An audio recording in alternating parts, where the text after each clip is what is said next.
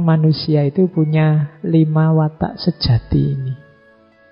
Ini watak bawaan yang nanti jadi nyeleweng karena kita sendiri yang nabrak.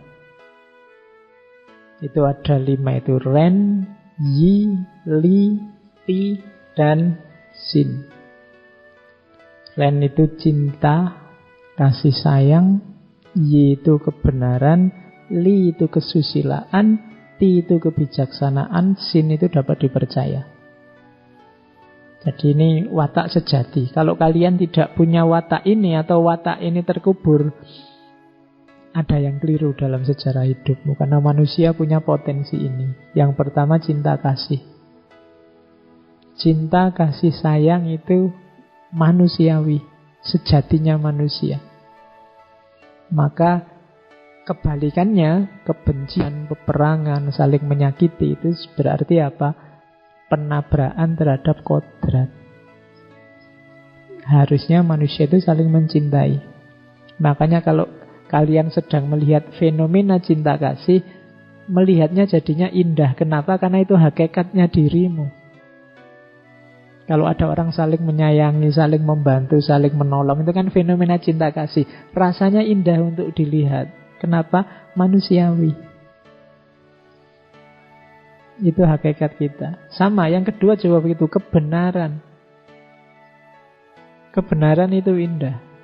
Tidak ada orang yang ingin tidak benar. Kadang-kadang wong jelas tidak benar tetap ingin disebut benar.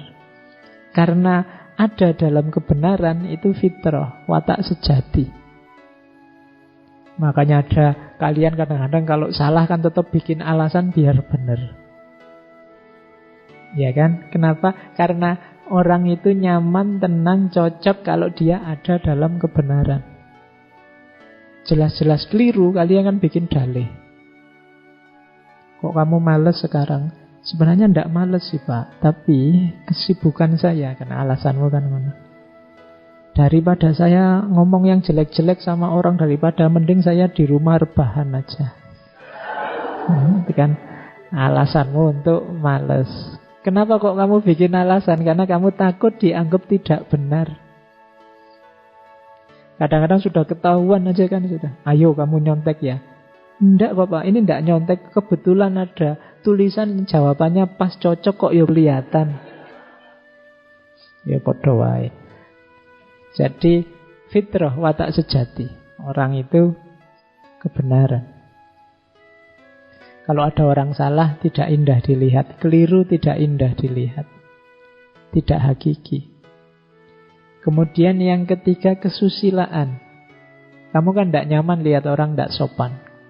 Kamu kan tidak suka lihat orang tidak bermoral. Karena kita punya watak sejati susila.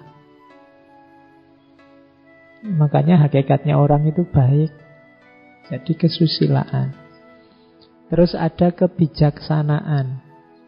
Jadi kita punya kecenderungan untuk bijaksana itu kelanjutannya kebenaran.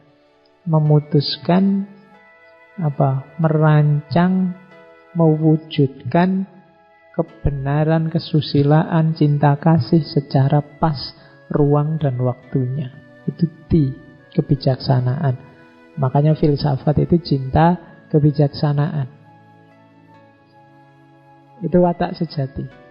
Orang selalu mengejar kebijaksanaan, ingin hidupnya pas, ingin keadilan, ingin keputusannya cocok, ingin pilihan hidupnya sesuai. Itu kebijaksanaan. Kalau ada temenmu misalnya uangnya sudah nipis, tapi kok ya terus dia hura-hura beli makan di warung yang mahal-mahal, itu kan namanya tidak bijaksana. Kita melihatnya kan tidak nyaman juga.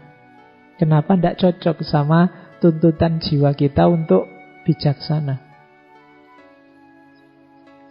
Jadi di antara watak sejatinya manusia itu bijaksana. Yang terakhir dapat dipercaya.